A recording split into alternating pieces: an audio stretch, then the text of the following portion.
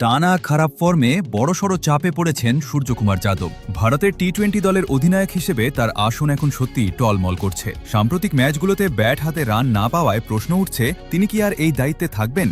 পরিস্থিতি এমন জায়গায় পৌঁছেছে যে তাকে সরানোর কথাও এখন জোর গুঞ্জন হিসেবে শোনা যাচ্ছে। এই কঠিন সিদ্ধান্ত নিতে হতে পারে ভারতের হেড কোচ গৌতম গম্ভীর এবং প্রধান নির্বাচক অজিত আগারকারকে। সবচেয়ে বড় কথা, দেশকে টি-20 বিশ্বকাপ জিতিয়েও নিজের জায়গা হারানোর মুখে দাঁড়িয়ে সূর্যকুমার, আর এর একটাই কারণ তার ভয়াবহ ব্যাটিং ফর্মের পতন। এখন প্রশ্ন উঠছে, সূর্যকুমার যাদবকে সরানো হলে কে হবেন ভারতের নতুন টি-20 অধিনায়ক?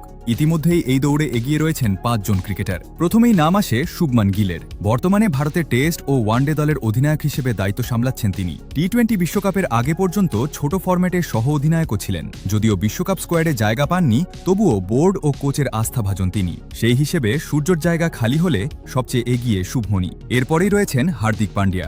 2024 টি-20 বিশ্বকাপের পর রোহিত শর্মা অধিনায়কত্ব ছাড়লে অনেকেই ভেবেছিলেন হার্দিকই দায়িত্ব পাবেন, কারণ রোহিতের অনুপস্থিতিতে তিনিই দলকে নেতৃত্ব দিয়েছেন একাধিকবার। কিন্তু অবাক করার মতো ভাবে তাকে অধিনায়ক করা হয়নি, এমনকি সহ অধিনায়কও করা হয়নি। তবে আইপিএলে মুম্বই ইন্ডিয়ান্সের অধিনায়ক হিসেবে তার অভিজ্ঞতা এবং সাদা বলের ক্রিকেটে ফোকাস তাকে আবার দৌড়ে ফিরিয়ে আনছে।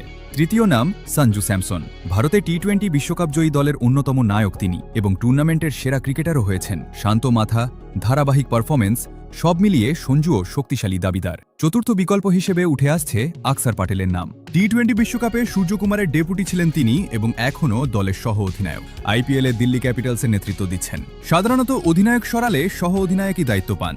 এই নিয়ম অনুযায়ী অক্ষরও বড় দাবিদার হয়ে উঠছেন। শেষে রয়েছেন শ্রেয়াস আইয়ার। যদিও বর্তমানে ভারতের টি-20 দলে নেই, তবুও নির্বাচকদের আলোচনায় তিনি সবসময় থাকেন। আইপিএলে Delhi Capitals, Kolkata night Riders এবং পাঞ্জাব কিংস তিনটি দলকেই ফাইনালে তুলেছেন তিনি।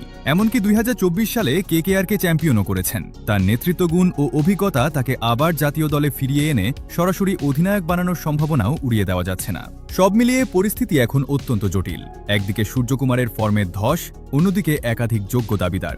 এখন দেখার বিষয়, গম্ভীর ও আগরকর শেষ পর্যন্ত কাকে বেছে নেন ভারতের নতুন টি-20 অধিনায়ক হিসেবে।